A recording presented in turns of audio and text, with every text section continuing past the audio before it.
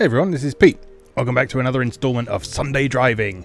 Today we're taking a look at a game I've always wanted to try, but for some reason back in the day never bothered to actually pick up and give a go. This is Capcom's Modellista, or Modellista. I'm not entirely sure how you pronounce it because my Italian, I guess, is a bit rusty, aside from musical terms. But anyway, that's what we're looking at today. So this was noteworthy back in the day for being one of the earliest cel-shaded games. And it was a cel-shaded game that wasn't using cel shading to depict characters, like in something like Jet Set Radio, which is sort of widely credited as one of the first ones to make use of this technique. But instead in this one, it was using cel shading on cars, which was a really interesting graphical trick that sort of got around some of the limitations of the PlayStation 2 hardware. Because when you're using a cel-shaded art style, you don't need to use as many colours, you don't need to have as much detail, because you're taking a deliberately stylized approach to your artwork. And that means that a lot of cel-shaded games end up looking really good, even today. So, with you taking a look at the footage of this, you can probably see that the main thing that suffers in this is the relatively low resolution. So you sort of end up with a few jagged edges and a bit of flickery lines and stuff. But other than that, it still looks pretty damn good. So, I know nothing about how this game plays. Because I've never played it before. Like I say, back in the day I didn't actually pick it up, despite being very interested in the art style and in racing games in general. So yeah, I'm excited to give this a go. So let's kick off.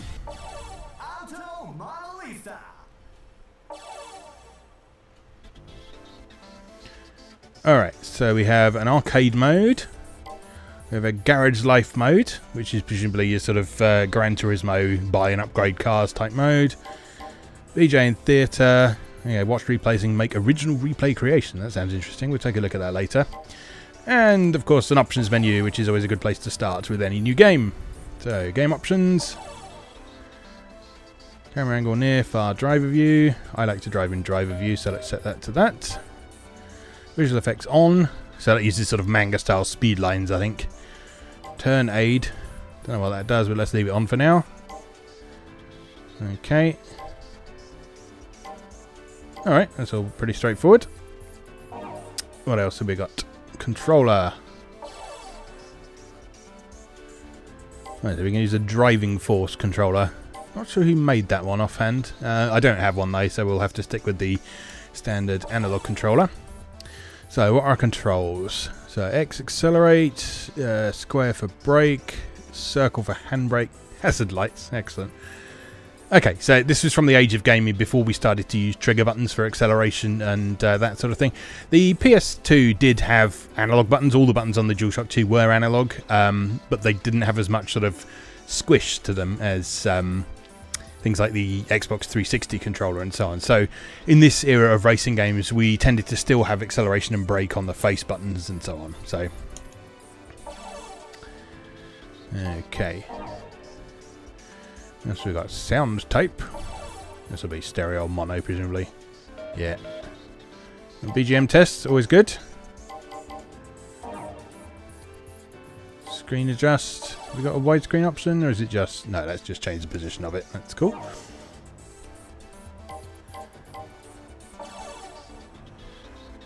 Alright. So just European language in this, because this is obviously the European version I'm playing, because, you know, British. Not much European for much longer, eh? Never mind. Right. Let's go for this Garage Life mode. We may as well jump in properly.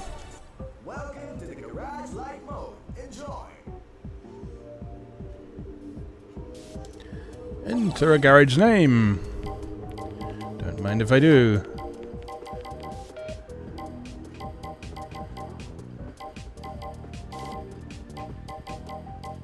What's this crazy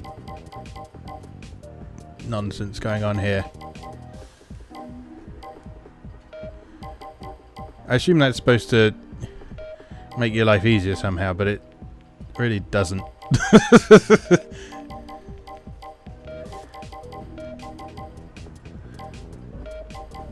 You know, just a normal keyboard would be absolutely fine. But okay, we've navigated that first challenge. Prefabricated garage, concrete wall garage. Oh, okay, this is cool.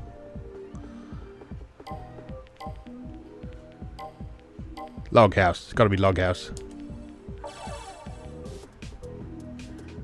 Alright. Secret! Well, my real car's a Toyota, so let's go with Toyota. My real car is not one of these cars, however.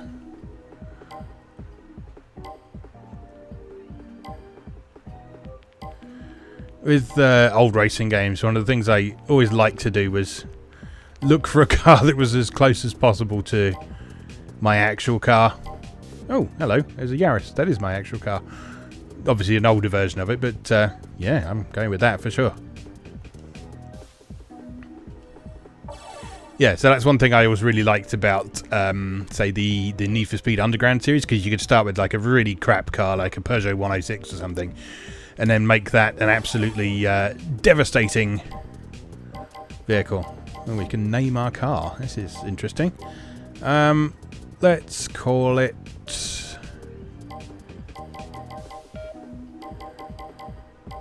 Let's be super imaginative. Space. How do we do a space? Like that.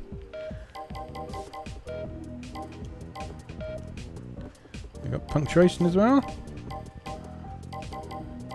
No, no punctuation, just letters and numbers. Alright, Moe Mark 1 it is. Oh my god.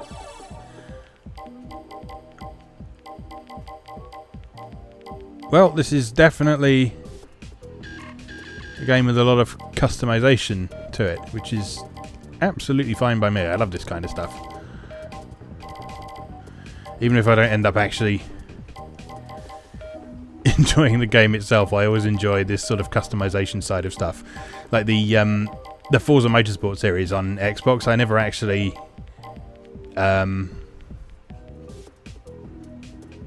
really enjoyed playing them that much, but I spent hours in the paint shop mode doing some really detailed things. Like I did a lot of Final Fantasy sprites, sort of based on the old NES sprites, because those were quite easy to put together using the tools that were in Forza Motorsport. But yeah, always enjoying that kind of thing. Okay, so we're in our garage. We can tune up our car, change our garage design and rename it, so you can rename it later. That's cool. Secret options. What's in our mailbox?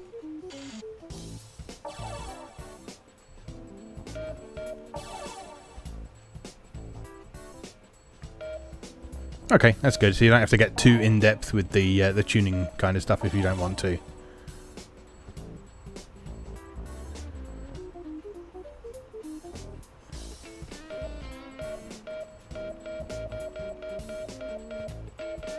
That's good. So it's giving you some driving tips for different kinds of cars as well. That's good. Drifting is all but unnecessary. To improve your speed, grip is key. When rounding corners, accelerating tends to push the car to the outer side of the track. If you decelerate, the car's weight will shift forward and the car will quickly veer to the inner side. This is called tuck-in and is a common technique used with FF cars. Alright, so we accelerate into the corner, decelerate as we're going around it to tuck in. Offering easy control and high stability, FF cars are perfect for beginners. Suits me. However, since the drive wheels are located in the front, there's a shortage of traction when the car accelerates due to the shifting of weight towards the rear. The front tyres and brakes also sustain a lot of wear due to the heavy burden of the engine. Okay, so it said that in the other email. It's going to have a bit of trouble going up inclines. The FF stands for front engine, front drive. This design allows plenty of cabin space and is often used in four-door sedans. FF cars are front heavy since their engines and other main transmission parts are located under their hoods. However, they display excellent driving stability since their front tyres pull their bodies. Little lesson for you there. Physics.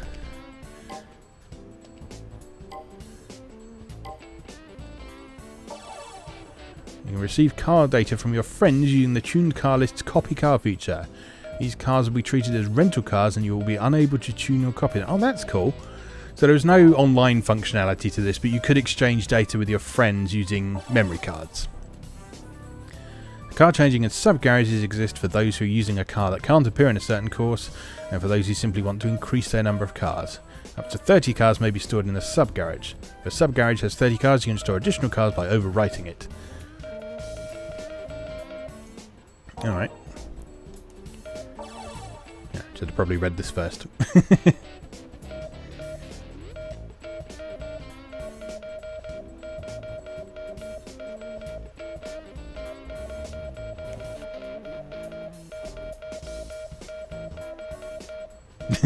Please refrain from asking the makers of these parts about their usage in this game.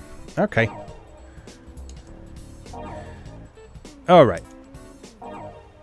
So, is there any other customizations we can do on our car at the minute? Can we change the colour, for example? Dress up. Music to my ears. Right, body design. Oh, yay, customization.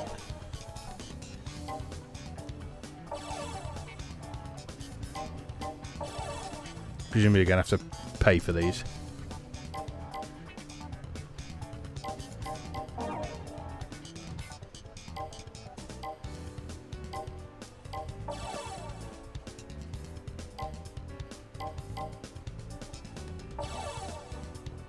Oh no.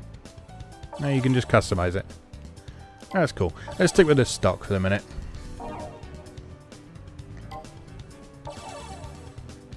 And my real car is, I think they call it hot chili, which is basically a very, very red. It's very red. You can paint all the individual bits. This is cool. Alright, but yeah, let's stop farting around in the menus and let's actually go and do something.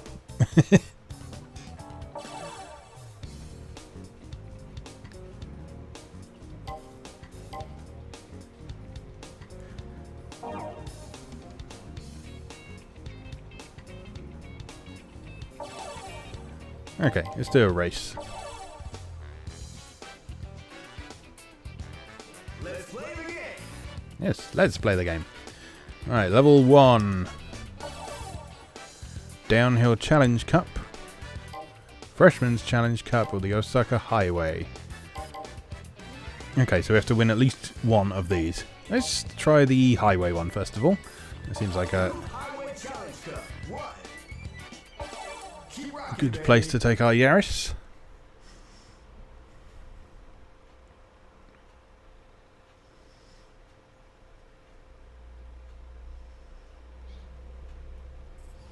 Osaka Highway.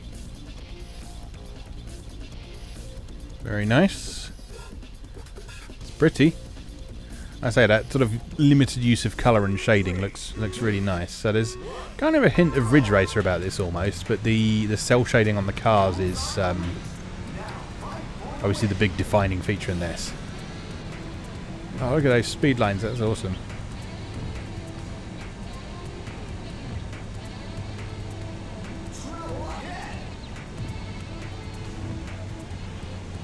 Oh, this feels good actually.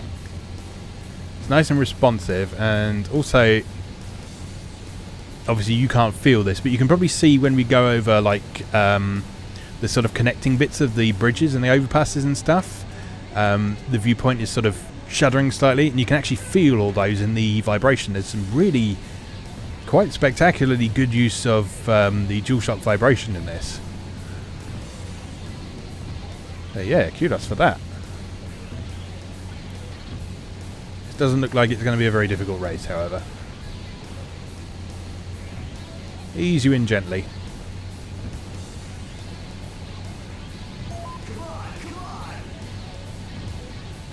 I was a little bit concerned this was going to be like a sort of Gran Turismo or Forza Motorsport style racer in terms of its handling, but no, this is obviously this isn't a very sort of twisty-turny course or anything, but the handling is already feeling reasonably arcadey, so I'm all for that, definitely.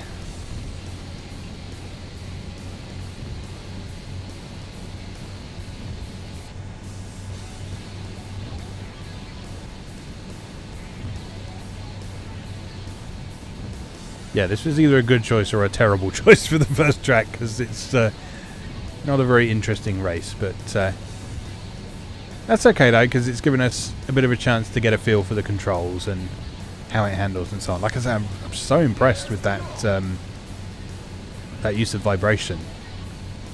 That's very cool. There's like a really understated, almost hum from it as you're going along as well, reflecting just sort of the standard road surface and the way your car is responding. And then there's like thumps as you actually go over the bits in the road as well. So very cool.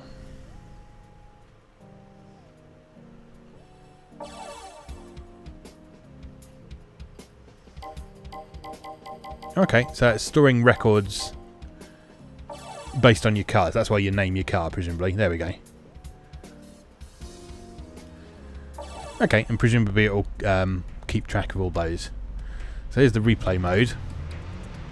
So we can change the views with the shoulder buttons. Someone actually in the car, that's good. Can we move the camera around? No, we can just move between these predefined angles. But there are sort of rotating views like this. And we can use the buttons to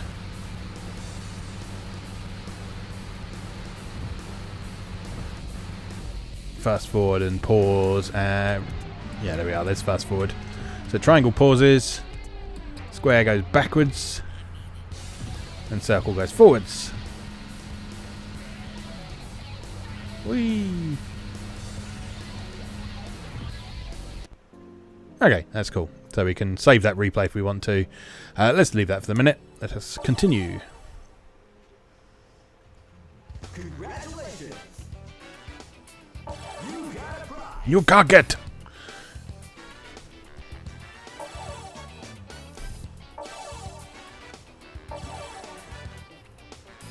Snap on nostalgic metal sign. Oh, cool. Yeah, so you get stuff to actually customize your garage with as well.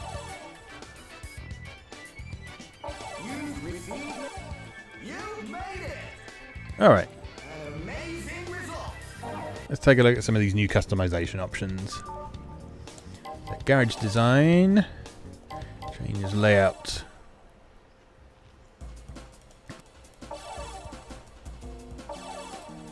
Alright, so we got snap-on roll cabinet, triple shelf, battery. Let's put a shelf in.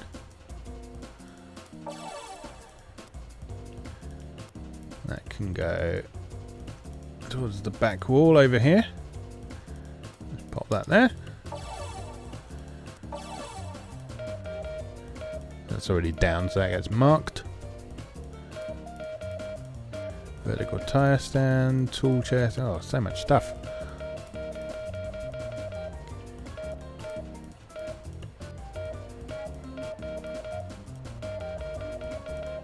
Wow, so there's definitely a lot of substance to this game in terms of collectibles and things.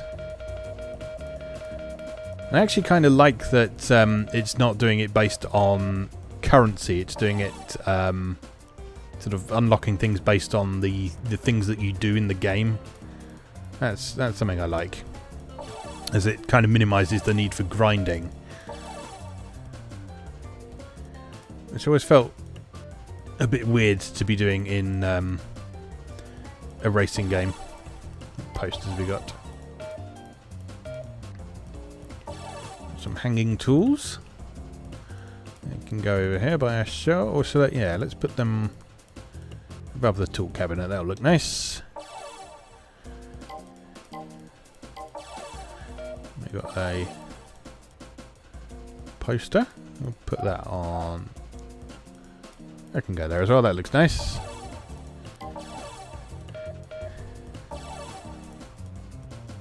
Michelin.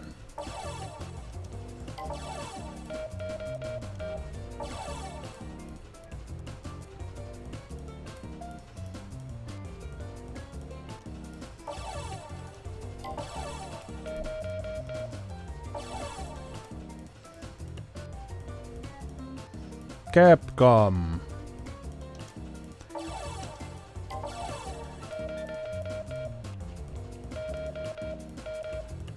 Oh yeah, I'm liking this already.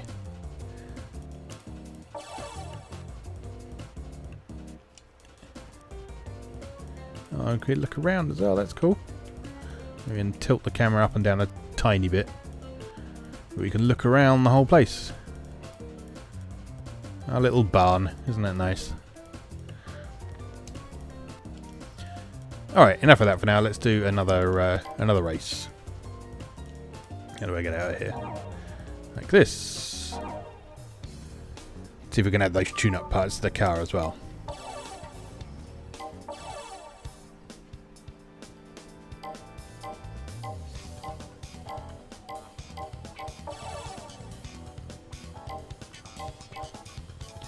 So balance and other aspects will be slightly improved. Yep, fine by me.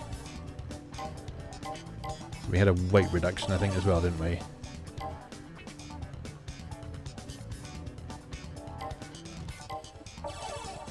Okay, anything else?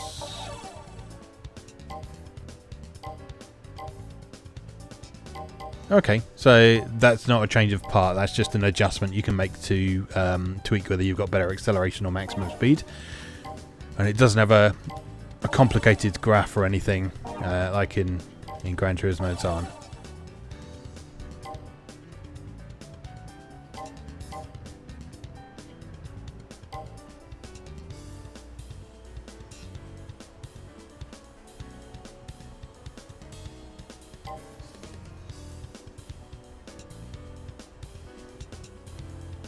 Okay, well, let's try it. Oh god, I don't know. HKS, I've heard of them.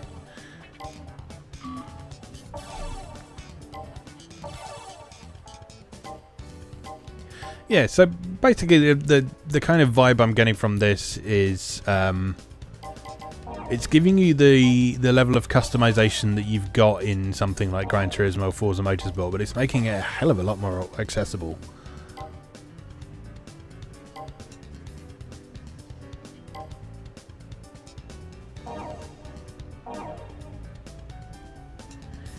And then you've got that automatic tune-up mode as well.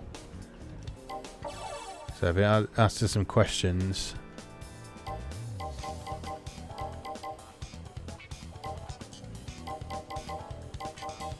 Alright, so you pick a course that you want to tune it for, I guess. So let's see what courses we've got available, and then let's see if... I doubt we've really got enough in the way of parts to do really substantial tuning at the minute, but it might adjust things like the tyres and the brakes and the final gear ratio and stuff. Okay, so we've done that one. Right, Rocco Hill, downhill. So if we tune up our car for Rocco downhill,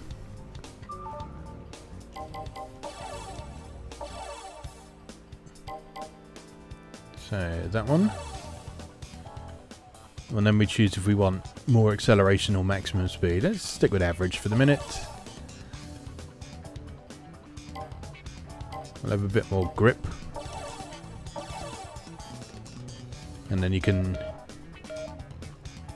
review what it's done, I guess.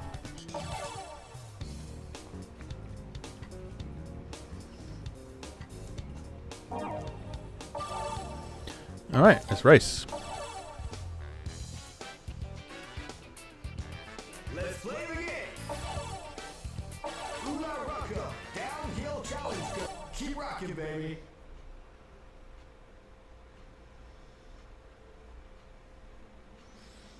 Yeah, this is neat. I'm kind of bummed I missed out on it back in the day now. I say that initial race on the highway was a bit easy, but I assume it's going to get more difficult as we go through, so we'll take a look. 3, 2, 1, go! The race is on! Oh yeah, very responsive.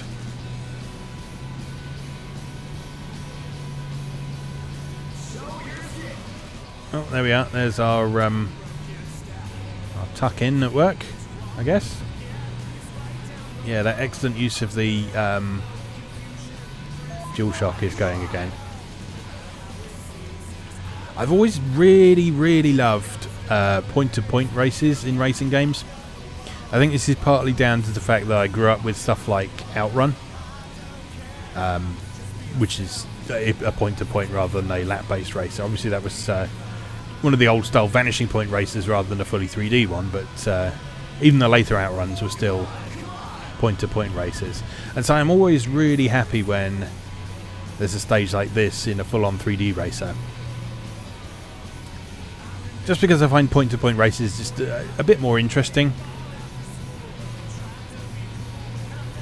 I know with lap-based races you can use things like various landmarks on each lap to get an idea of how well you're doing and good places to overtake and that sort of thing. But yeah, point-to-point races, they just have a really nice feel of being on a journey somewhere. And this kind of downhill race obviously has got initial D vibes about it and so on, although disappointingly without the thumping Europop soundtrack.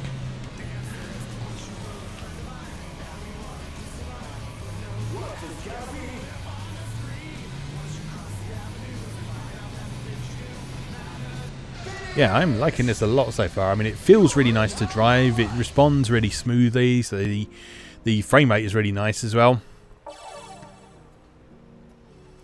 And there's obviously a lot of substance to the game, like I say, so very happy so far, particularly considering I got this for, I think, £3.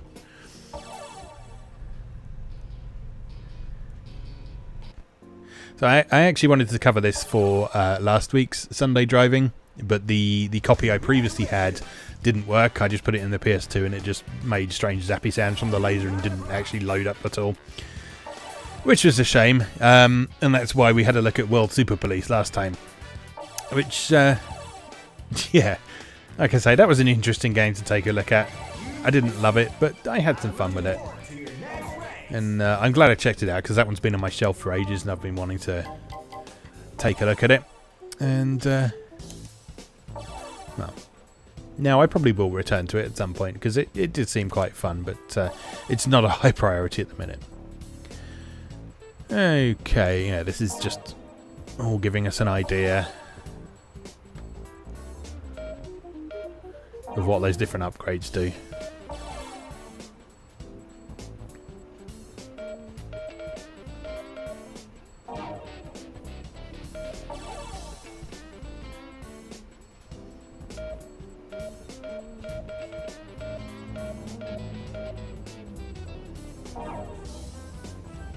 It's good that it's giving you lots of advice as you're going through. I mean, obviously you don't need to pay attention to a lot of it if you're just sort of playing this as a fairly arcadey racer, but there's a lot of information here that will be quite relevant if you are interested in getting the best out of the tuning system.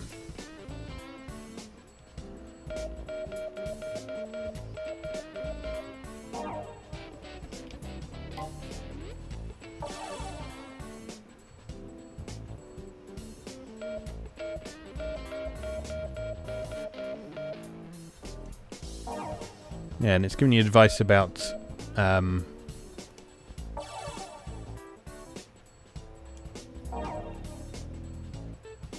to actually drive as well.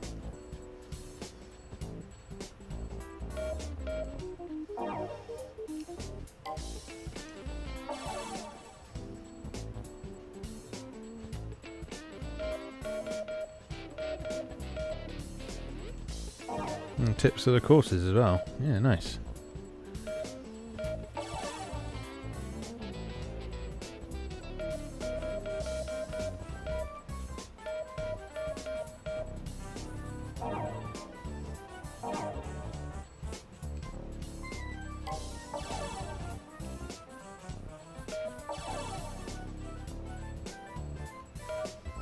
Decal edit.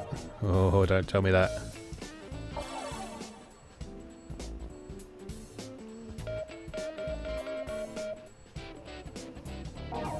Ooh, might have to try that VJ mode as well. Maybe we will save a replay of a subsequent one. Which one didn't I read? That one. Okay. Alright, let's try a level 2 race.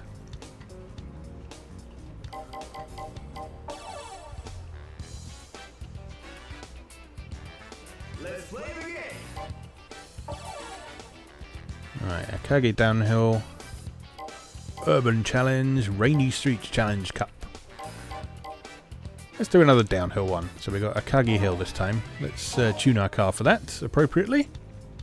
Now we've got a few more parts as well. So Akagi Hill downhill. We'll go for average and grip again. Because we're in a grippy car, so that seems to be the right approach for the minute.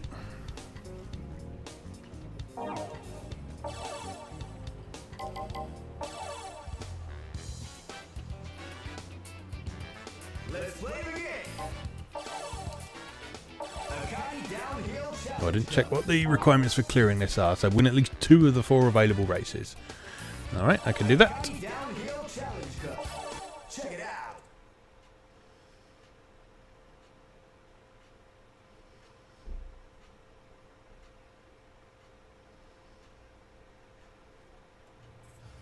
Akagi Hill. Ooh, pretty.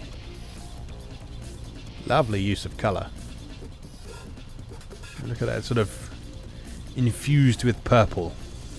3, 2, 1. That's obviously not sort of a particularly realistic look, but it's very stylised. It's very, very striking.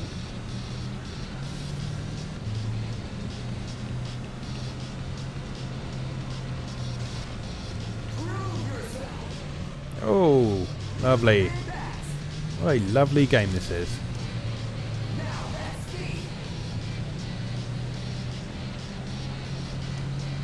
How have I not played this before? And how did this not get more attention? Still, that's why we're here now.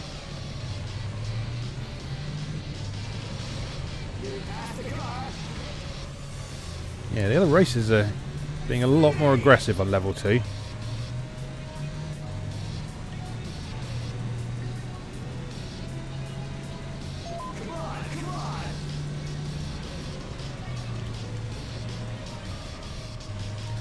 Which is good. Riding a bit more of a challenge.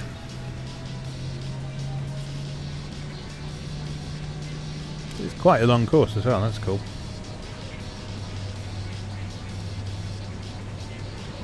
Again, I've said already that I like point-to-point races, but I like long point-to-point races as well.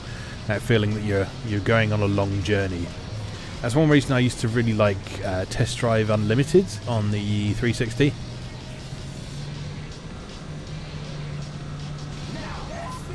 I enjoyed that game for a lot of reasons. There was, I mean, just the sort of novelty of open world driving and exploration was really cool.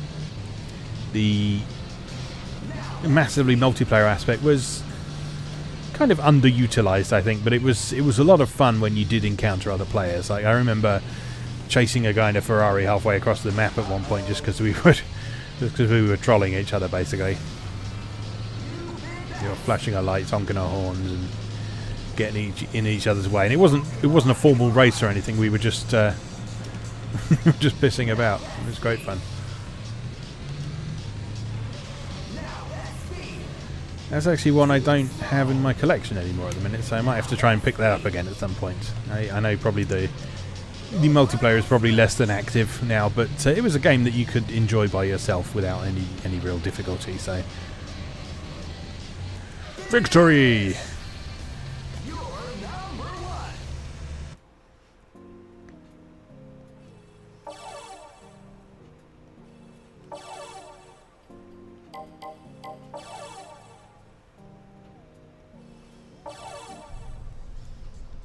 Okay, let's save that replay and then we'll go and have a play with it in this VJ function. We've got enough space. Have we got enough space on my memory card?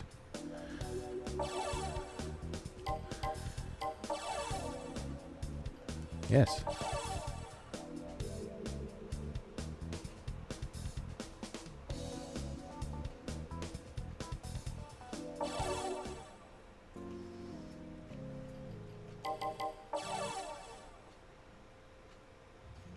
Congratulations! You got a prize! Lots of unlockables. Alright, let's check out this VJ function.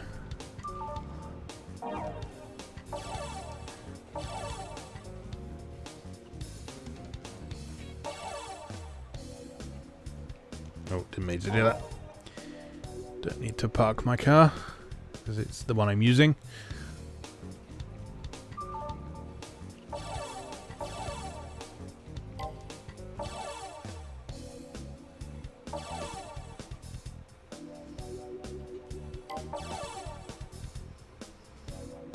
It's a needlessly complicated saving system.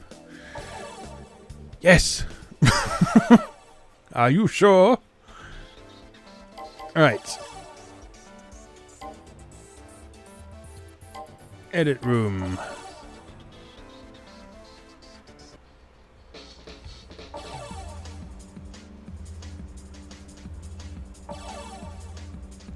Yes, that's why I told you to.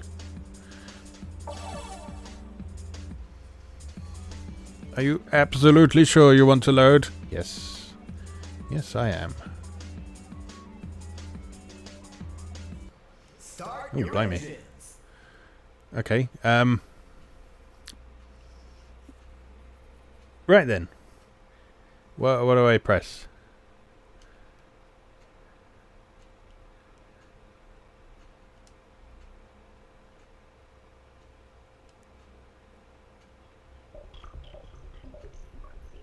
Right. So I can press...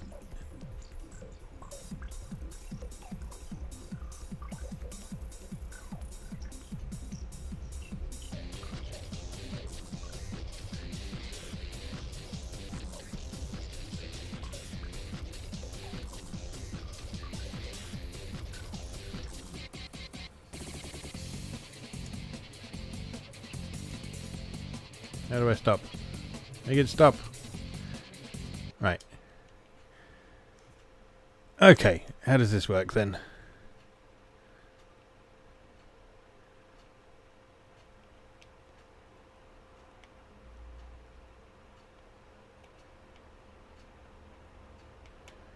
Oh god, so many effects.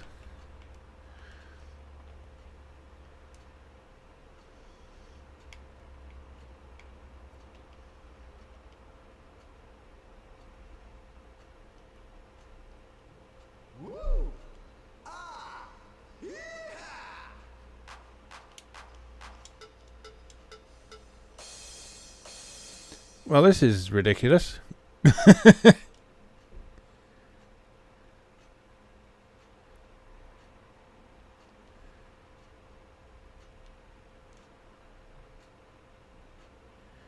do I actually preview what's going on?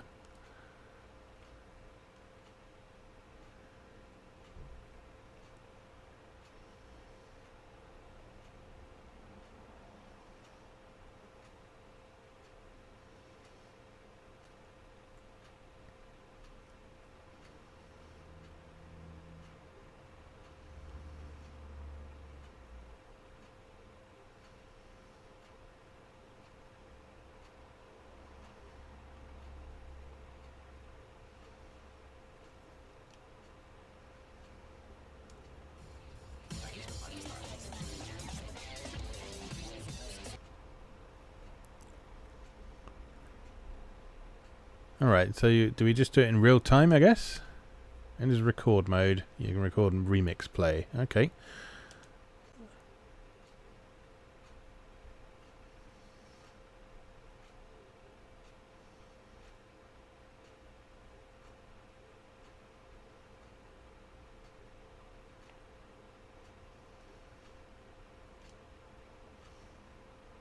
Why isn't that play my replay? I'm confused.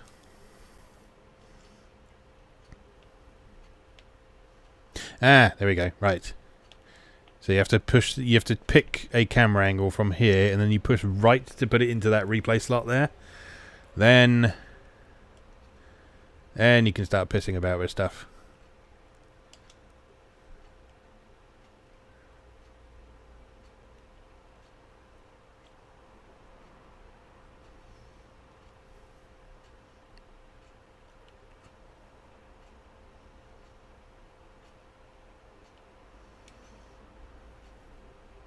Whoa.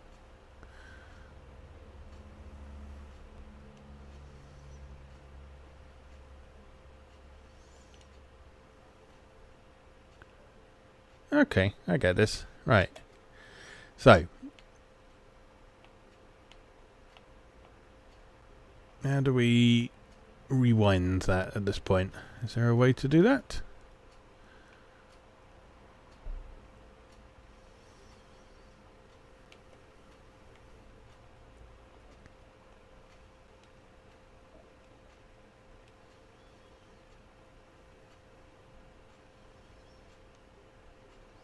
It isn't massively intuitive.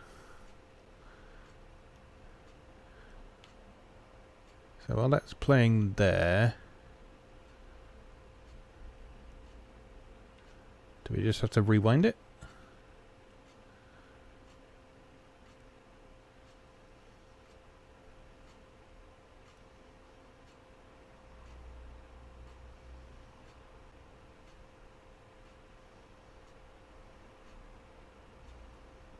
Oh no, because that just loops around then. Okay. I'm confused.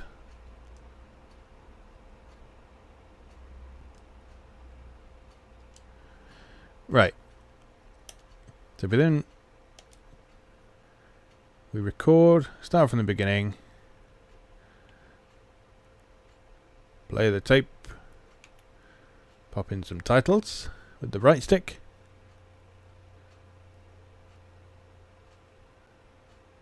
Take them out again. I forgot to add some music, didn't I? Let's have this one.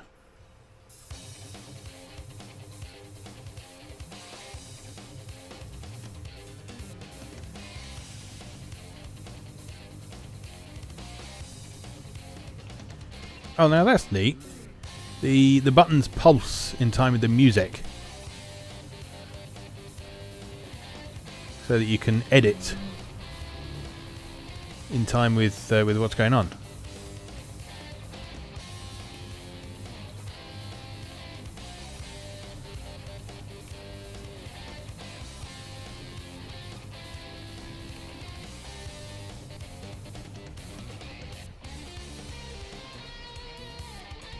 And we can add sound effects.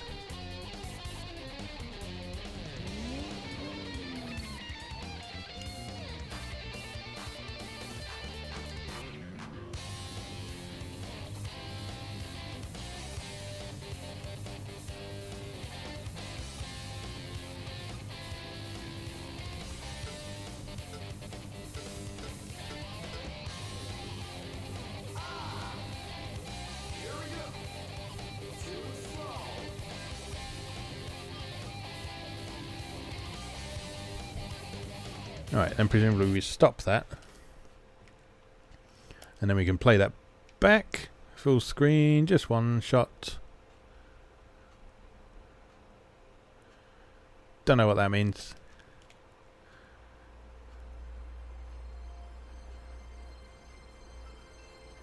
Oh yes, I do. Okay, that's choosing whether we play the sample video or the one we've just recorded. Okay, so full screen, one shot, record, play. And this should be our awful video. There we go. Oddly silent, but including my titles that I left on the screen for too long.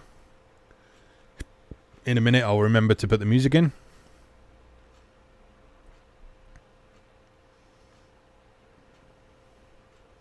Any minute now. There it is. And in just a minute you should see me realizing that I can edit the camera angles in time with the music. There we go. 1, 2, 3, 4. 1, 2, 3, 4. 1, 2, 3, 4. 1, 2, 3, 4.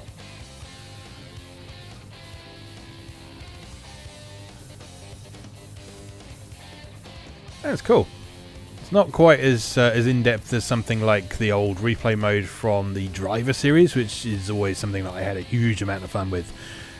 But yeah, it's still really cool that that actually bothers to pay attention to things like sound and visual effects, as well as just being a generic replay mode. So this gives you a chance to actually... Well, it gives you a reason to check out the replay mode, because I often find in most racing games that I very rarely bother to watch replays, and I certainly never save them. But when you've got a function like this built into the game that allows you to actually play around with them and make your own little mini movies out of them, yeah, that's very cool indeed. So I wonder if there's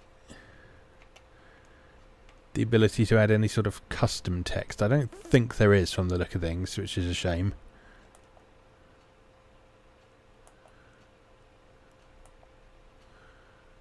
Yeah, these are all just predefined things from the look of things. That's a pity. It would have been cool to add custom text onto the screen, but I can see why they didn't, because these are just little video sequences, I think, transparent video sequences that they overlay on top of the video. Oh well, okay. Yeah, that's very cool. See you again. Yeah, I'm really happy with this game, actually. Very impressed. So, cool graphics, cool gameplay, lots of extra things to enjoy. So, I think I might have another go at this next week if there's no objections to this. If there are objections and you'd prefer to see something else, then give me a shout down in the comments on Twitter or over on Moe Gamer or on Discord if you're a member or a patron. So, that was Modellista, however you pronounce it. I wasn't listening on the title screen, so I didn't hear how the shouty man pronounced it. But yeah, that's from Capcom. It's a PlayStation 2 game, and it seems like it's well worth checking out if you're interested in this sort of thing.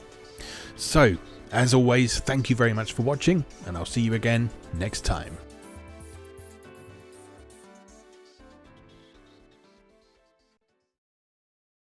Thanks for watching. If you enjoyed this video, please help out the channel by leaving a like or a comment and subscribing. Be sure to check out moegamer.net for new articles on Japanese and Japanese-inspired video games, new and old, every weekday. Every month, Moe Gamer features an in-depth exploration of an individual game or series as its cover game, so be sure to check the archives to see if your favourite has had a deep dive yet. If you'd like to support the site directly, please consider becoming a patron or buy me a coffee. You can find links to do both down in the video description. Thanks again, and I'll see you next time.